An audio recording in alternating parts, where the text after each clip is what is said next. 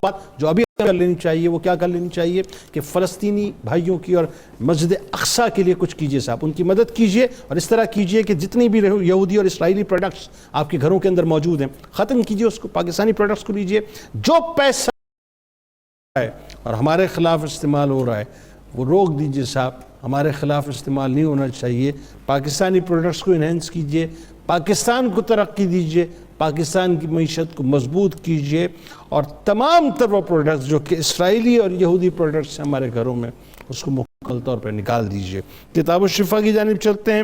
نافرمان اولاد کو راہ راست پر لانا، اس حوالے سے وظیفہ ظاہر ہے بہت سے پیرنٹ اس حوالے سے پریشان ہوتے ہیں.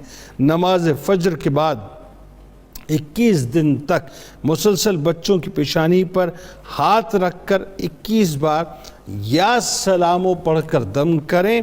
انشاءاللہ بہت جلد اولاد راہ راست پر آ جائے گی. حضرت علی کرم اللہ وجہ الکریم کا قول مبارک ہے کہ بے شک کم سن بچے کا دل اس خالی زمین کی مانند ہوتا ہے.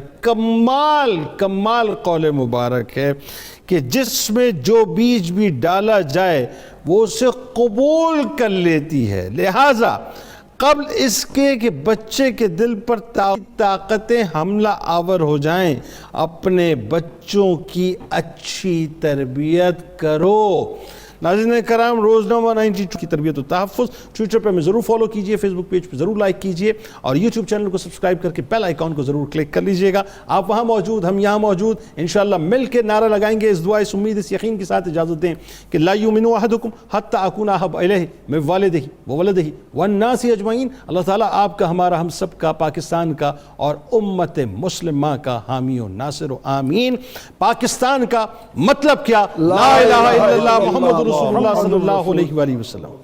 اللهم صل على سيدنا ومولانا محمد وعلى سيدنا علي وسيدتنا فاطمة وسيدتنا زينب وسيدنا حسن وسيدنا حسين وعلى آله وصحبه